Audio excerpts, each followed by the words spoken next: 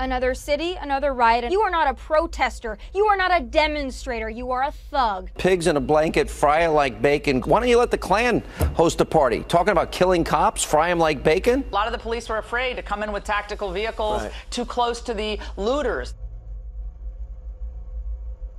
As we have in this country with the First Amendment, we like to make sure all voices are heard. Call out violence and hate and lawlessness and bigotry. Don't forget to include the so-called anti-fascists on your list. We had a group on the other side that came charging in without a permit. I do think there's blame. Yes, I think there's blame on both sides. Interesting, isn't it? How marching to protest the ongoing normalization of police brutality is a mass portrayal of thuggery, but, well, protesting the increasing diversity of American society and promoting ethnic cleansing is merely the expression of an understandable cause for concern. Alright, it's time we take a closer look at this bullshit. So this past weekend, St. Louis was marked by protests after former police officer Jason Stockley was acquitted on charges of murdering a black motorist after a police chase in 2011. Now, from the get-go, I do not, let me emphasize, I do not condone any acts of violence. And imbeciles who were destroying property should face the consequences, which I'm positive they will, by the way, considering there's already been almost 100 arrests already. But yet it took activist Shaun King and a group of a dozen outraged citizens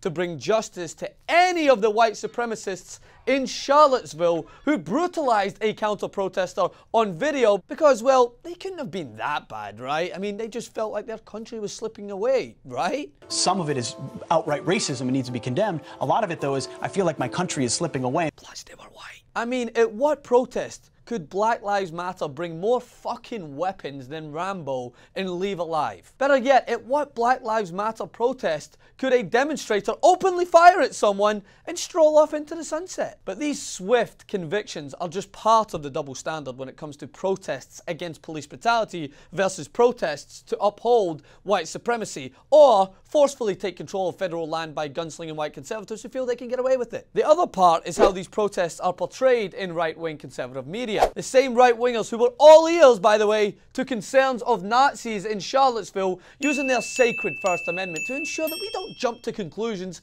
and hear out Nazis. But when a different group of protesters voiced concerns surrounding the consistent normalizing of police killing, because that's what this is, like Philando Castile's murder, a normalized killing. Everyone involved is a thug. Everyone! So we don't have to listen to anything they say. There are no both sides here, just one side. BLM thugs. Look at this thug here, being trampled by police. She isn't like the peaceful Jew haters in Charlottesville who deserve to be bubble wrapped in freedom of speech. There is no Very fine people on both sides. here. The way this protest was reported by right-wingers reveals their bigoted bias when it comes to protests that speak out against the treatment of black people. I mean, let's just look at the past cases. Ferguson versus Charlottesville. St. Louis versus the Oregon standoff. Black athletes kneeling during the national anthem versus police officers protesting the national anthem. One is tarnished with a broad brush and the other given the benefit of the doubt, both sides treatment. Even after a person dies at the hands of Nazis, white privilege still grants them a seat at the table, a voice in the conversation. There are good people in that group. But when individuals act out at a Black Lives Matter protest, everyone associated with that movement is condemned and the protester's voice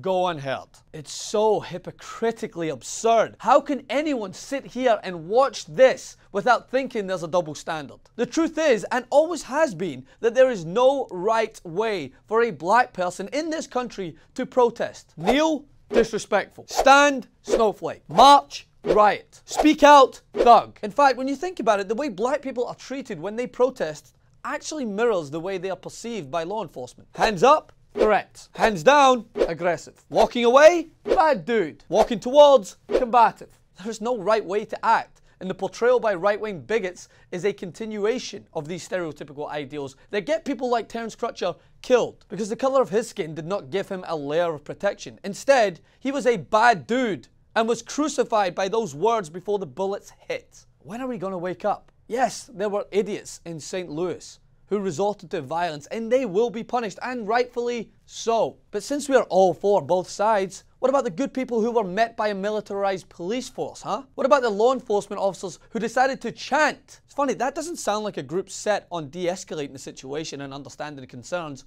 of the community. No, that sounds like a war cry to me. Follow me on Instagram at Francis M. Maxwell, Twitter at Francis M. Maxwell, like and share the video, and as always, continue to resist.